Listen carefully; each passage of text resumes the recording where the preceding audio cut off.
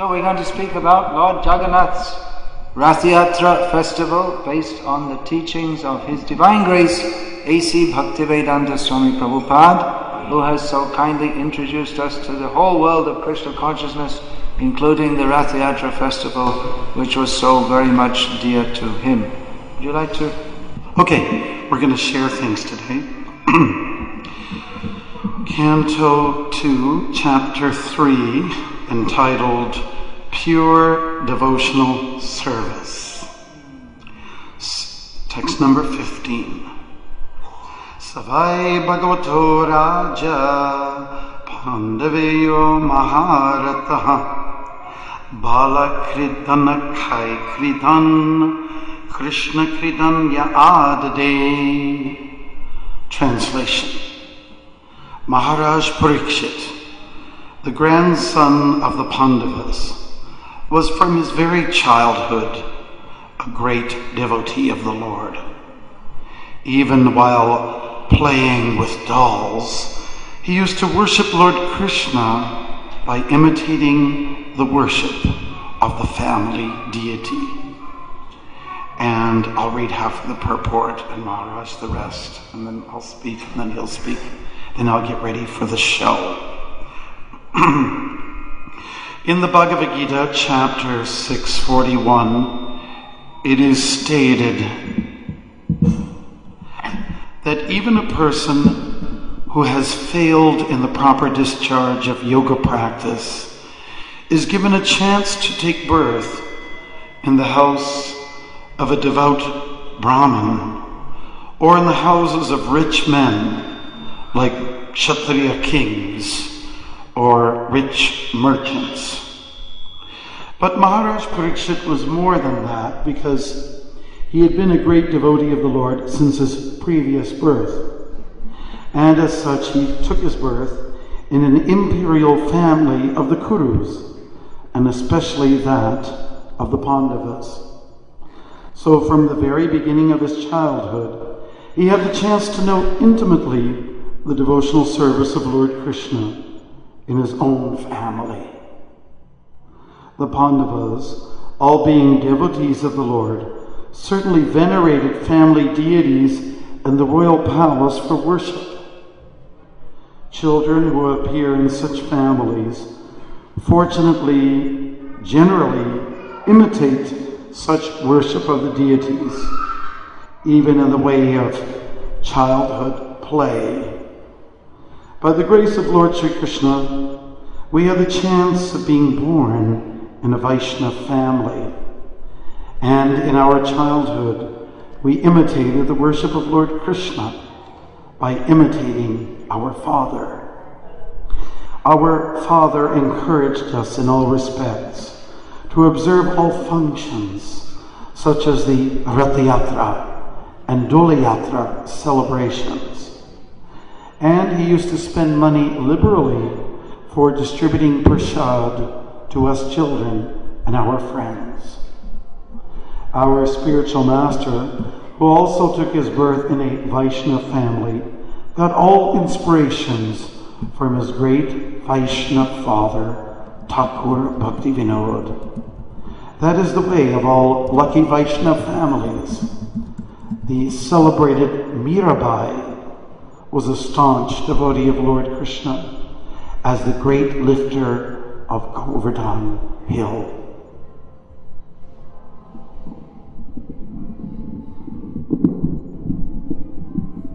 The life history of many such devotees is almost the same, because there is always symmetry between the early lives of all great devotees of the Lord. According to Jiva Goswami, Maharaj Parikshit must have heard about the childhood pastimes of Lord Krishna at Vrindavan, for he used to imitate the pastimes with his young playmates. According to Sridhar Swami, Maharaj Parikshit used to imitate the worship of the family deity by elderly members. Srila Vishwanath Chakravarti also confirms the viewpoint of Jiva Goswami. So, accepting either of them, Maharaj Parikshit was naturally inclined to Lord Krishna from his very childhood.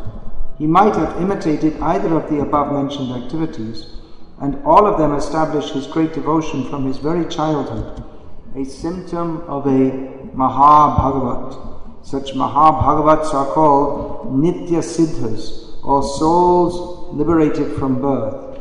But there are also others who may not be liberated from birth, but who develop a tendency for devotional service by association, and they are called Sadhana Siddhas.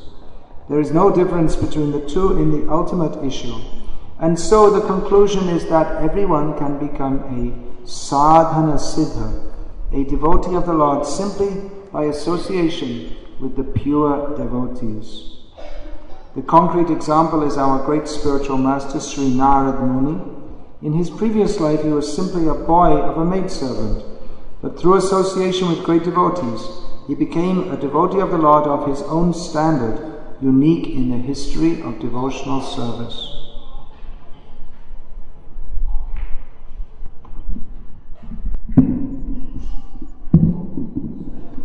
Thanks, Maharaj.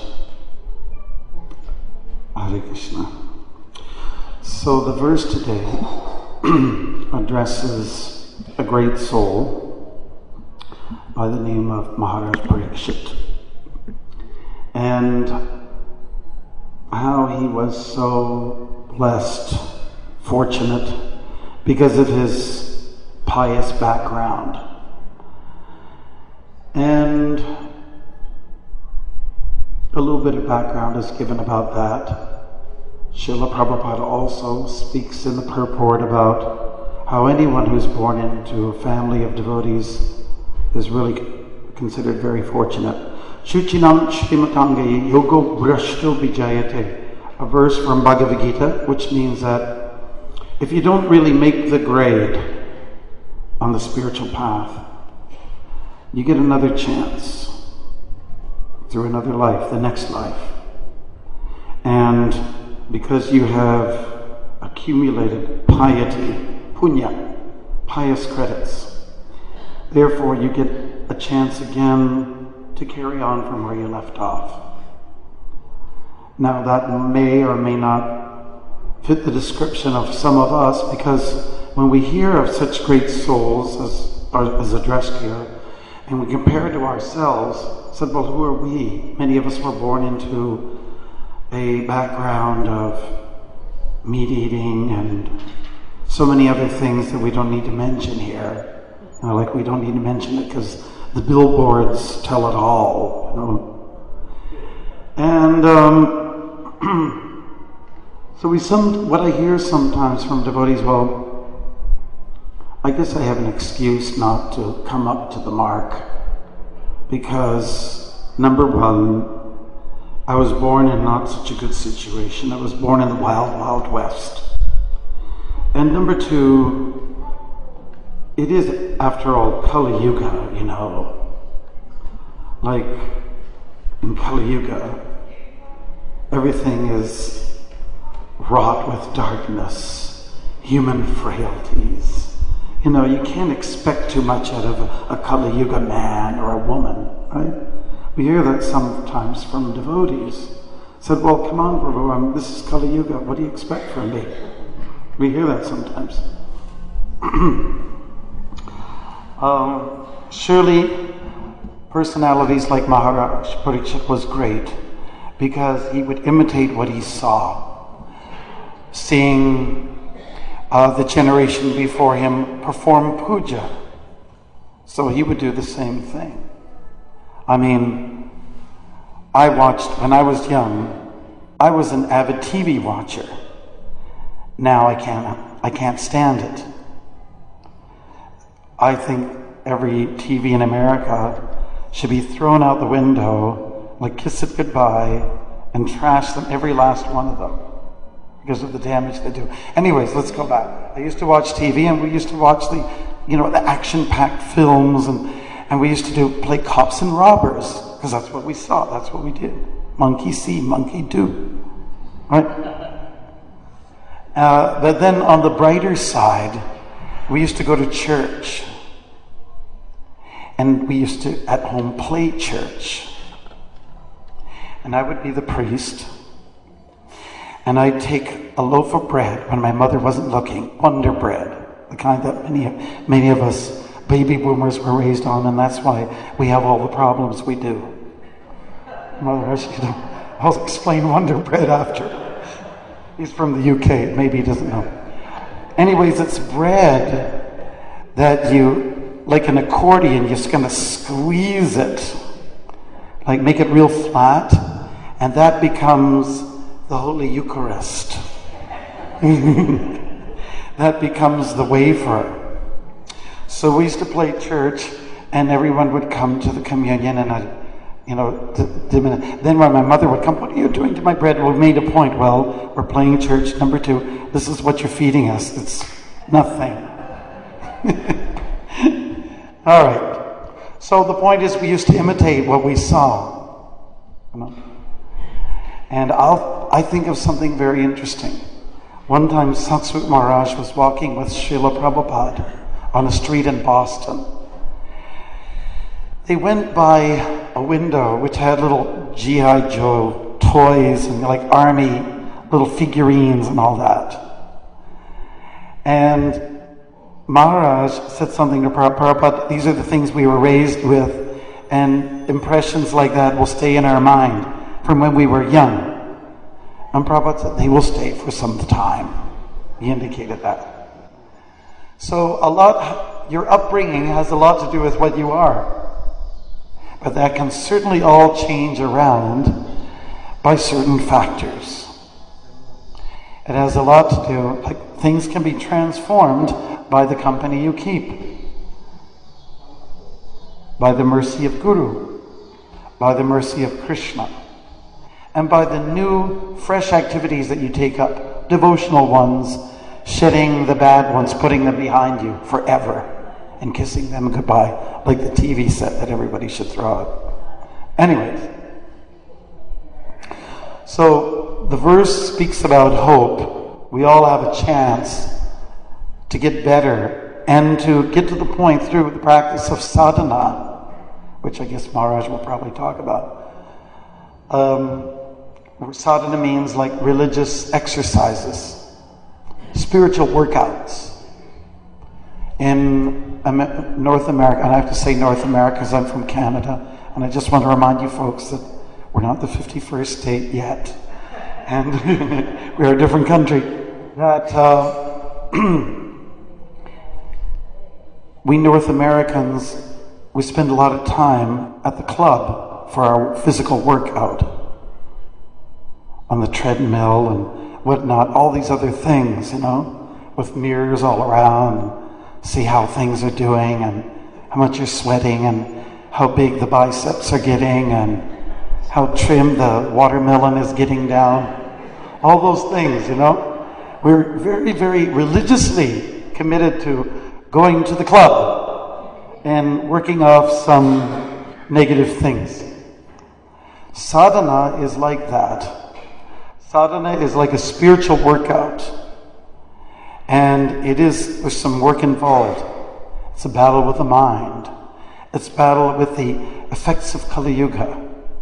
And in the end, you trim down your karma. And you really feel good in the end. Better than when you came from the club. Yeah. So,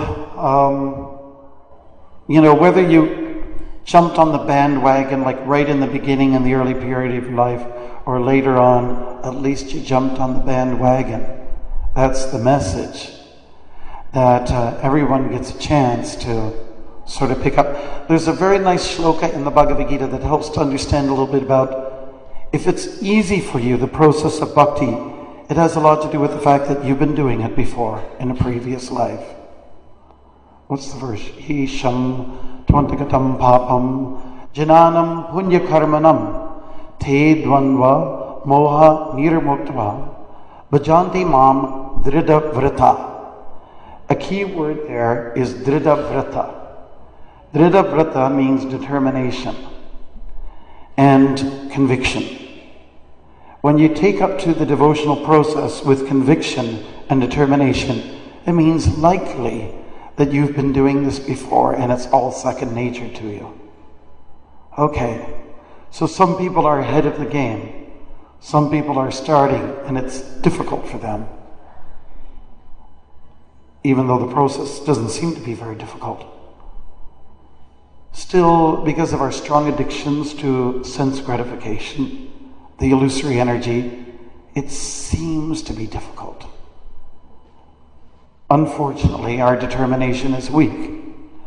But let's take the example of the sparrow, and you've heard the story before, I'm sure. The sparrow liked the ocean. She was pregnant. She laid her eggs in a nest by the ocean. The ocean got, let's say, aggressive, like we've seen happen recently, unfortunately, in New Orleans area. And the ocean, one wave, it just started to rise, and a wave came and took away the eggs, the nest of eggs.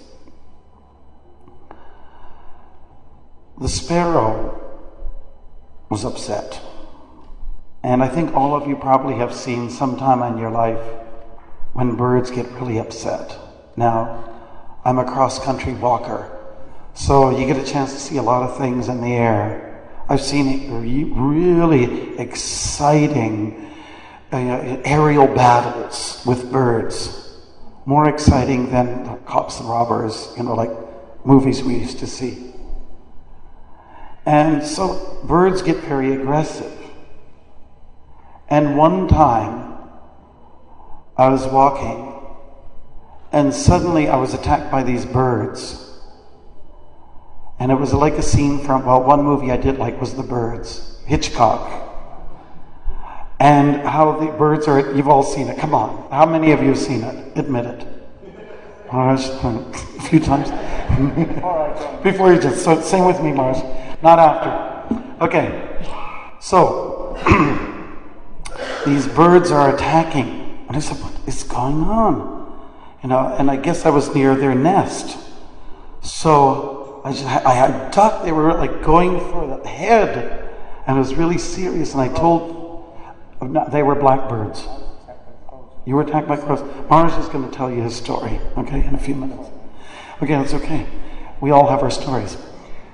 So, anyways, I told people I was doing a walk across Canada, but I cheated for a few yards because I actually ran. I'd run away. So anyways, birds have their temperament. They actually have their temperament. And this bird, the sparrow, let's get back to the ocean, was very upset. She stood there at the beach. You bring back my eggs, or I'll just dry you up. And, we're talking about a little squirt here, a little bird here, and there's the big ocean, So you can imagine, the ocean was just laughing. Oh, come on. You gotta be serious. The ocean does his thing, And the sparrow just started, swallowing, taking a little water, spilling it over here, swallowing, taking it over here, and going at it very feverishly. In the meantime, a much bigger bird, his name is Garuda, he's flying above the ocean by the beach, and he's seeing, there's some commotion down below. So then he comes down, swoops down, and says, Sister Bird, what's the problem? You're working very hard. It looks like you're upset. And she says, the ocean took my eggs. I threatened to swallow the ocean if he didn't bring back my eggs. So Garuda had empathy, turned towards the ocean. He's a lot taller than the sparrow.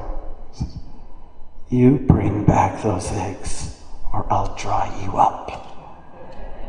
And the ocean, with a wave, there you go, the eggs were returned. And the point is, the sparrow was very, very determined, and as a result got what she wanted, right? So, with determination, whether it comes with part of the package deal with when you're born due to pious activity, punya in the past, or whether it's a start for you in this life, apply determination. Just like these big materialists like Hiranyakashipu, he was very determined to get his sense gratification. And he got it. For a while. Didn't last. So if we apply the same kind of conviction to our devotional life, our devotional path, then we can succeed. It simply means that we get some reciprocation. You make an effort and God will return. And now I'm going to finish soon by saying that sometimes we question. Krishna states in the Gita, Sarvadharman parityaja, mamekam sharanam vraja, aham tvang sarva papebhyo, mokshishami mashicha, which means abandon all different duties and just submit to me. I will protect you from all karma. Do not fear. I give you moksha. That's Krishna's statement. So it's a tall order. And he's asking a lot of us. Maybe the verse 9 chapters earlier, Patrang pushpam balam doyam yomi bhakta prayacha. It's a nice upbeat verse. I don't have to do much. It's not a big commitment. Little leaf, little fruit, flower, water. It's not a big deal. I like that verse. But the one 9 chapters later, like he wants not just a little leaf, but like all the leaves. He wants all the flowers. He wants everything. All the water, that ocean too, the bad one. And he wants me too. God. And we're talking to God. So, you always have to ask, and especially Americans are good at this, well, what do I get out of it? What do you get out of this? This is not even a deal. It's just a one-way thing. He gets everything. I get nothing out of it. Of course, moksha is a big thing. Well, there are many lines that support the reciprocation that Krishna. It's a two-way situation. You submit, he gives you moksha. You submit, well, he is in your heart. And tesham ivanakam paratam aham jnana jantamaha nashayam yatma bhavasto. Jnana deepena bhaspata. He's sitting in our heart, and we're just denying it all the time. Yet he stays there. And what's he doing there? Just sitting there? Just relaxing? No. While he's sitting there, he's destroying the darkness, all the pomp, all the crap, if I can use modern day terms, all the junk that's inside. He just wipes it clean, From our side, we just have to give attention to him, and he'll give attention back. That's called love. That's called a relationship. And that's what everybody's looking for in this world. I will finish up by saying this. Everybody's really into relationships. We're not doing a good job at it these days. When I was in the walk the last time, people would pull over while I'm walking and said, "Would you like a ride?" I said, "No, it's okay. I'm walking to the other end of the country." "You're what?" "Yeah, I'm walking to the other end of the country." I said, "Well, what for?" "I'm walking to promote spiritual healing." "Is it working?" Something like that. And they'll say, "Well, how many pairs of shoes have you worn?" "Well, I'm on the 3rd pair." And they would say, "Well, if they want, they'll ask more questions." And then if we came to a little bit of a dead end, it's like, "So how's everything going with you in your life? How's your relationships?" And then they just open heart surgery. "Well, here it is. I'll tell you all about it. Do you want to hear about it?" Sometimes it'd be a sad story. Sometimes it'd be a glorious story.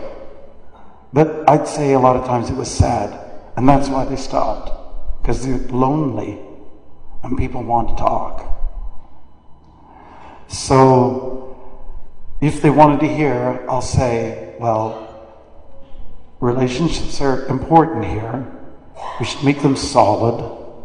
We can't, after all, live on our own. We're not like the moose who roams alone in the swamp here. We're social animals. We need each other. But there's one thing we must factor in, and that is the God factor. That relationship can be very solid and permanent and, let's say, satisfying. So that's one thing we can work on a little better. And that's why I'm walking. It's to promote Dharma, which means to do the right thing. I said, well, great. Well, good luck. Good. Hope to see you again later on. No. Okay, so that's it. The Bhagavatam, which we're reading from, is a book about relationships with Krishna and how we can make Krishna the center of our life and make even those relationships that are in this world not so good or very good or mediocre, make it the best. That's what it's all about. So, faithful followers, adherents to the Bhagavatam, following the sadhana, those people, they can make a very big difference in their life. So, thank you very much. And I'll turn the microphone over to Bhaktimarga Swami, who is much more of a bhakti and much more of a Swami than I am. Maharaj, you've got great reactions. We got to get you in the play. We got to get you in a drama. Want to put me in a drama? Yeah, because you have great responses. My whole life. Your reactions. So thank you very much. I'm going to get ready.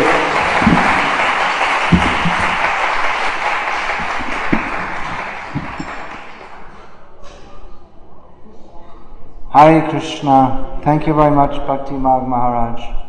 I'm sure many devotees must have said this to you, but it wasn't just arbitrary that Prabhupada gave you the name Bhaktimarga, because you're on the marg, you're walking across Canada. How many times, Maharaj?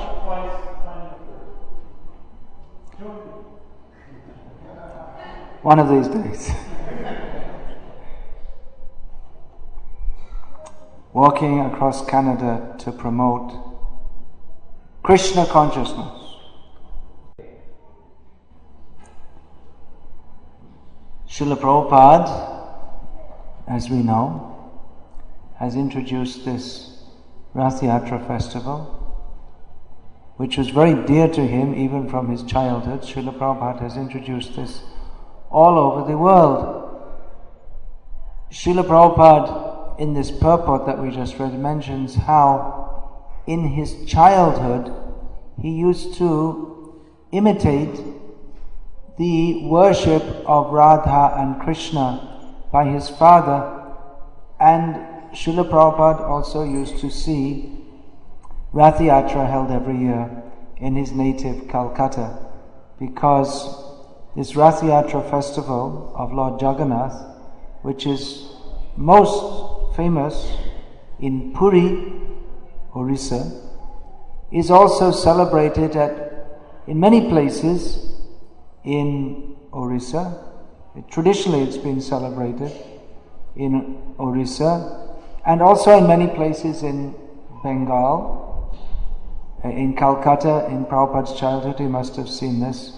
And also Ratha Yatra is Jagannath Ratha Yatra. Of course, there are many Ratha Yatras of many deities in South India. But Jagannath Ratha Yatra is also well known in Ahmedabad, Gujarat.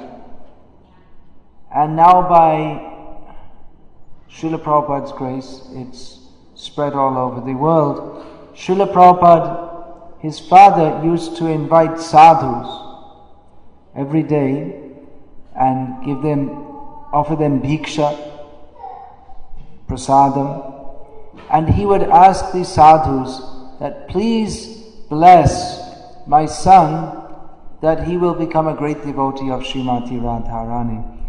Srila Prabhupada's father was, as Srila Prabhupada described, a simple Vaishnav, and he apparently didn't realize the great fortune that had befallen him, inasmuch as a great devotee of Radharani was born in his home.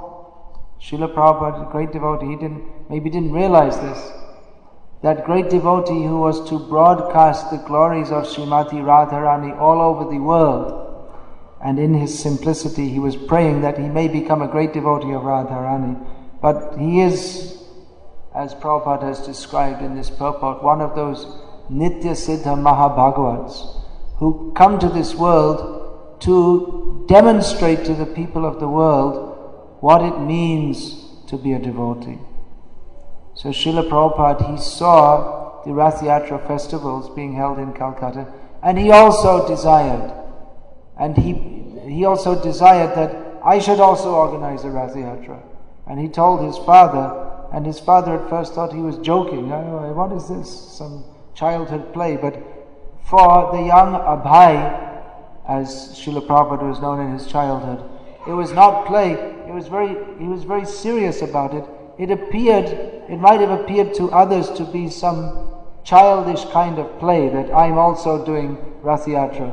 But for Srila Prabhupada, it was a continuation of his eternal activity of worshipping Lord Jagannath. Sri Krishna Chaitanya Mahaprabhu resided in Puri. He was based in Puri for 24 years, and he would daily go for darshan of Lord Jagannath in Puri, and he would see this is Krishna, Dvibhuj Murli Vadan, the two-handed form of Krishna, holding a flute to his lips, and Chaitanya Mahaprabhu in the ecstasy of considering himself as Srimati Radharani would feel solace in the separation he was feeling from Lord Krishna by having darshan of Lord Jagannath. So this Jagannath festival may be appreciated on different levels by different persons. Pulling the Rath Yatra cart in Chicago, most people have very little or no idea of the theological implications, but most people who say, I haven't been in Rath Yatra in Chicago, but judging from Rath Yatras in other cities in the Western world, we can suppose that people here also, upon beholding the form of Lord Jagannath or being seen by him, they also become happy, isn't it? People, they don't know what it is or why it is, but they have the idea, this is something very nice, and they appreciate it, isn't it? People like it? Is it? Or they're just indifferent, they just walk past and they don't take any notice? What's it like? Well, how's the response? People like it in general, yeah. I was recently, just before, I'm mostly based in India, in Vadodara, Gujarat. So every year, I think that was for more than 20 years now, they're holding ISKCON. ISKCON devotees are on Srila Prabhupada's instruction to fulfill his desire, performing the Rath Yatra ceremony for Lord Jagannath there, and it's a big festival. The police estimate is each year more than 200,000 people come for darshan of Lord Jagannath there. So it's a wonderful festival. One of the many inspiring features is that every year as we go past the Muslim area, and you might expect that in the Muslim area there'll be some more tension. Actually, this year there was more tension. There was a huge police contingent because just prior to that there had been some attack on the temple in Ayodhya. Those who follow the Indian news, they can know the implications of all this. There's always some tension between Hindus and Muslims. So we're going past the Muslim area, but never in any ISKCON Ratha Yatra has there ever been any untoward incidents, any Hindu-Muslim rivalry like this. And what actually happens each year is that the leaders, as we go just past the Muslim area, the leaders of the Muslim community come onto the Rath and offer garlands to Lord Jagannath.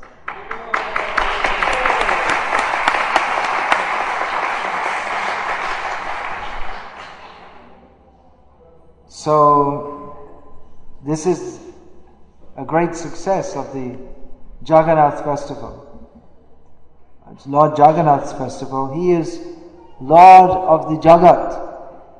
He is Lord of all the jivas in the Jagat, in the universe. He is not Hindunath or Purinath or Orianath. Jagannath means the Lord of everyone. And everyone can appreciate Lord Jagannath. Srila Prabhupada, in recognition of his very dear disciple, Jayananda Prabhu, who worked so hard to arrange the first Rath Yatra of Lord Jagannath in New York, and shortly after that his body wasted from sickness, he passed away. Srila Prabhupada ordered that on all future Rath Yatra carts or ruts, Rath Yatra means the yatra, the journey of the rat, the cart, the picture of Jayananda Prabhu should be put there. In the last interview that was an official interview that was conducted with Jayananda Prabhu, he described how when Lord Jagannath comes down 5th Avenue in New York, that big smiling face, you see people open up and they smile, and you think some of these people, they probably didn't smile in 20 years. But when they see Lord Jagannath, then Lord Jagannath, that big smile that goes right through all the calm, crowed, loam, all the coverings on the heart, all the contaminations. And it's just like in medicine, they have mouth-to-mouth resuscitation for someone who's almost dead.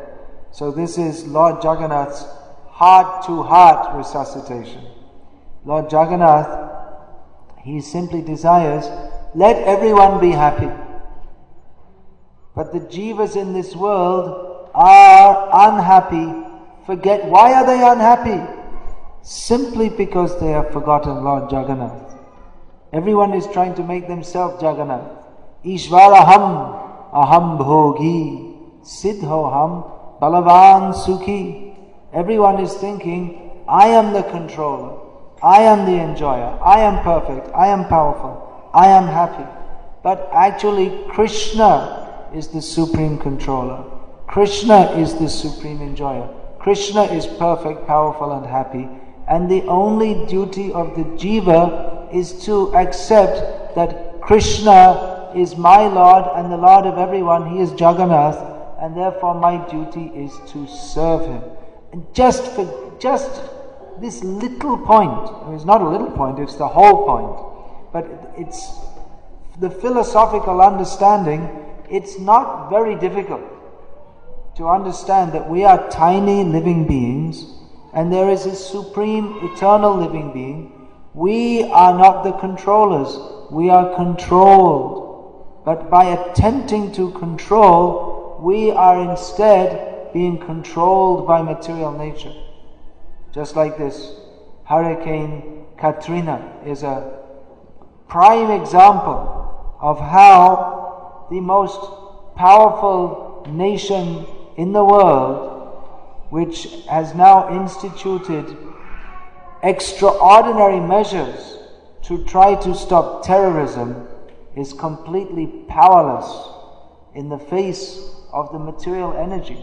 There's nothing that can be done to control this. So we are controlled. However much we may try to control, we are controlled, and simply to accept that I am meant to voluntarily submit myself to the control of Krishna, who is Jagannath, and then by dancing according to his tune, instead of myself trying to set the tune, by dancing according to his tune, then we will be in harmony. This is harmonic or harmonious living. Simply to accept that Krishna is the supreme controller and we are simply meant to submit to Him. We will not be disappointed in doing so. We will not be exploited in doing so. We do not like to submit to others because we think that they will misuse us. But Krishna is our benefactor. He knows best. He knows what is best for us. So if we submit to Him, then we shall come under His divine dispensation and we shall be happy as He is happy. So it's not very difficult philosophy. Unfortunately, most of the people of the world, especially in the modern age, are not very philosophical. We had good evidence of this, caught in the traffic jam this morning, as we went past the stadium where the Chicago Bears were, I suppose, about to play. That's a football team, right? Okay, I guessed that. So we saw a huge crowd. It must have been, how many people? Tens of thousands of people. So this means, I hope they don't kick me out of Chicago for saying this. Anyway, I'm leaving tomorrow, but it means that there are at least tens and thousands of extremely foolish people in this city. Not only in this city, not because they support the Chicago Bears, but because they spend their time and energy and their valuable human life on something which is completely useless and stupid, actually. The human life is meant for understanding who we are, why we are suffering in this material world, but instead of making philosophical inquiry into the nature of life, we submit ourselves to greater suffering by going to football games. And why it's greater suffering? Because in the league, well, anyway, it's just stupid. So apart from that, if we think we shall enjoy by seeing our team win, you say, our team, why is it our team? It's just we identify ourselves with it. Otherwise, we have no particular relationship with that team, but just we identify, I am a supporter of the Chicago Bears. So what happens? How many teams in the football league? Who knows? How many football fans here? 48? 48 teams in each? Huh? One in each? No, but how many teams in the league? Okay, well let's say it's 20. I don't know. Maybe I'm out of my league here myself. So say they have a league, right? And say there's 20 teams in the league. So at the end of the season, 19 are disappointed because only one wins, right? So going to the football or supporting the football team or the baseball team or the hockey team or whatever it is, 1 out of 20 chances you're going to be disappointed. And then one season, yeah, we won, the next season again you lose. So it's a formula by which people hope we shall win, but in most cases ultimately they all lose. But anyway, even if you do win, what is the value of so-called winning? It's just we make up some rules, the ball has to go here and then you get a point, but actually there's nothing. It's just because we made a rule, we imagined that if you put the ball here you get a point. But it really doesn't make that much difference to anything, whether the ball's here or there. It's just a piece of, what do they make it out of? Plastic or leather or something? Huh? Pigskin. That's pretty inauspicious.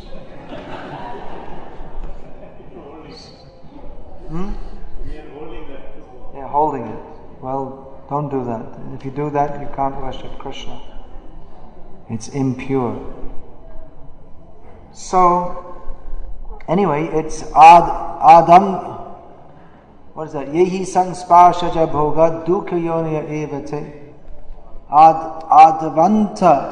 What is that? The verse? Advanta. Advanta? No, there's some word missing. Say it. Adi Antavanta Kantaya. Where's the madhya? Should be in the middle also. No. The happiness has beginning and an end. Okay. Advanta Kauntaya. There's one word missing. Adyanta Kauntaya. There's one word missing. Adyanta Vanta Kantaya. Alright. Nateshu Ramate Buddha. Anyway, the point is that in any kind of sense gratification, any kind of happiness derived from anything except service to Krishna has a beginning and an end, and therefore an intelligent person doesn't take part in it. But the whole of human society is dedicated to trying to enjoy ourselves without recognizing Krishna's supremacy. Therefore, it is certain that everything we do without recognizing Krishna, everything not in Krishna consciousness, is simply a cause of distress. And even what we consider a cause of happiness, that is also a cause of distress. Anything we do. Imagine anything that you might like to get for your enjoyment in this material world. And just think about it. Actually, don't think about it. But we can imagine how the materialistic people are thinking, I'd like to get a $5 million house and beautiful wife or a dashing husband and huge limousine, or why only one? In imagination you can imagine whatever you like. Have 10 or 20. But even if you do get that, no one's happy. We see practically. People come to America, there are people from all over the world come to America thinking we shall get more money and then we shall be happy, but not happy. People are not happy. No one becomes happy by getting more money. More comfortable maybe, but not happy. So people don't know. People are so unphilosophical that even though they see that no one is happy by the pursuit of sense gratification, I'm not happy, nor is anyone else, but still having no even the slightest idea that happiness might be something to be derived from something other than sense gratification. They think that the reason I'm not happy is because I'm not getting enough sense gratification. Therefore they try to increase it and increase it and increase it in various ways, not knowing that this is the disease. This is not the cure. This is the disease. Just like a drug addict thinks, I'm feeling terrible. I didn't get my drugs. I have to take it. But that taking it is the cause of his increased entanglement in that which is harmful to him.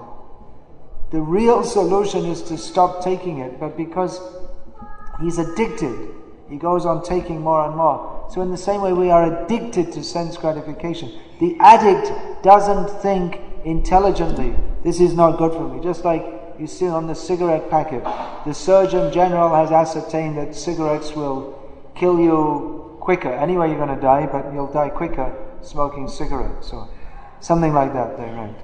So, cigarette smoking is a major cause of disease. They have different slogans in different countries. But still people are smoking. And they're buying a book, How to Live Longer, and reading it while smoking a cigarette. Is this not foolishness? I'll do everything else, but I won't give up smoking cigarettes. So this is foolishness, but people are foolish. And crass foolishness is the main hallmark of modern civilization. Unfortunately, people are so foolish, just like addicts. They can't even begin to understand they're foolish. It's just, there's no stop to think. Just, I have got an urge, I need a drug, let me take it. I need to smoke, let me smoke. I need sense gratification more and more and more, and I need to eat more, drink more, sleep more, have sex more, have a bigger house, more money, this, that. And never stop to consider that this is the disease. So Jagannath Ratha Yatra is most auspicious for persons, which means almost everybody, who have completely cut themselves off from the actual purpose of life. Heart-to-heart resuscitation. Even though people have no inclination for spiritual life, even though they may be religious, they go to church and pray, give us this day our daily bread and a Rolls Royce and everything else. But they have no idea that actual religion means not to pray to God, give me bread and butter also, but how may I engage in your service? This is the meaning of chanting Hare Krishna, Krishna Krishna, Hare Hare, Hare Rama, Rama Rama, Hare Hare. Oh Krishna, oh energy of Krishna, please engage me in your service. And Chaitanya Mahaprabhu has defined that na dhanam na janam na sundarim kavitam va jagadisha kamaye mama janmani janmanishware bhavadhat bhaktira haituki tvai. What service that should be, not praying, God give me this, God give me that, give me money, give me a beautiful wife or a beautiful girlfriend, not praying for position, power, fame, name, not even praying for moksha, but praying, may I simply be engaged in your service. So people, they don't know this. Even pious people in India who go to Ratha Yatra, they mostly go because they're thinking that Jagannath will bless us for material enjoyment. Or they may have heard the declaration of Shastra, Rateja Vamanam Drishtva Punarjanmana Vidyate. Anyone who sees the Lord on his Rath does not have to take birth again. Anyone who engages in this festival, who sees the Lord on the chariot, they Punarjanmana Vidyate, they don't take birth again. So different grades of people attend Ratha Yatra. Some go to Ratha Yatra to sell bananas because there are so many pilgrims come, and in Orissa bananas grow very nicely, profusely. So some people go to sell bananas. It's a good chance to make a profit. They may go to Ratha Yatra for that reason. Not a very spiritual reason, but for whatever reason anyone attends this festival, they are benefited. However, the greatest benefit will go to the devotees of Sri Krishna Chaitanya Mahaprabhu who attend Ratha Yatra to nurture the feelings of love and separation from Lord Krishna that Lord Chaitanya Mahaprabhu came to establish in this world, that we are all servants of Krishna, but forgetting Krishna for many, many lifetimes. Ainanda tanuja kinkarang patitang mang vishame bhavam buddho kripaya tava pada pankaja stita dhuli sadrishang vichintaya. Forgetting Krishna, life after life after life, we have turned away from Krishna. Krishna is sitting in our heart, waiting. Ishvara sarva bhutanam hrideshe arjuna tishtati brahmayan sarva bhutani yantrarudhani mayaya. Krishna is accompanying us. He's with us as Paramatma, Antaryami, the super soul within the heart. He accompanies us and He's just waiting when we shall turn to Him. Life after life after life, we are turning away from Him. Chaitanya Mahaprabhu teaches us to pray to Krishna, that Krishna, I have forgotten you for so many lifetimes. I'm simply suffering in this terrible material world. Pick me up, place me in as the dust in the atoms, and as an atom of dust at your lotus feet. So the Gauriya Vaishnavas, they pray to Krishna, please engage me in your service. Jagannatha Swami Nayana Patagami Bhavatu. May I be seen by you, may you be seen by me, for I have no other relationship with you but to be your servant, and your only position is as our loving master. So in this way the devotees come together and remember Chaitanya Mahaprabhu's dancing at Ratha Yatra, how he was dancing in the ecstasy of the mood of Srimati Radharani in her separation from Krishna. And they also remember Chaitanya Mahaprabhu's heart's desire, Priti Vite Ache Jatunagaraadigram Sabatra Pracha Hebe Morana, that Chaitanya Mahaprabhu's Sankirtan movement was spread all over the globe. And they remember how Srila Prabhupada so much wanted that this Ratha Yatra festival would be established in every town and village, and they take part in this festival, so that everyone who sees Lord Jagannath, even if they think it's just some quaint festival or they don't know what it is, but they somehow or other, everyone should take part. Everyone should be given a packet of prasadam. Everyone should be asked, come and hold the rope. And they say, what for? You'll get the blessings of God. Oh, okay. They don't know what it is. Or they may, whatever it may be. Let people see. Let them hear the holy names. Jai Jagannath, Jai Jagannath, Jai Jai, Jai Jai, Jai Jagannath. Hare Krishna, Krishna Krishna, Hare Hare. Hare Rama, Rama Rama, Hare Hare. This festival is Lord Jagannath's mercy upon the forgetful residents of the Jagat who have forgotten him, that he comes out and kindly places his glance upon them so that they may feel that heart's attraction towards him, which is the only goal of life. Hare Krishna. All glories to Lord Jagannath.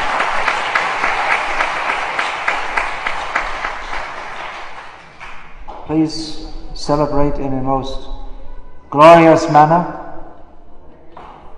this festival of Lord Jagannath. Unfortunately, I won't be present because I'm scheduled to be elsewhere at that time.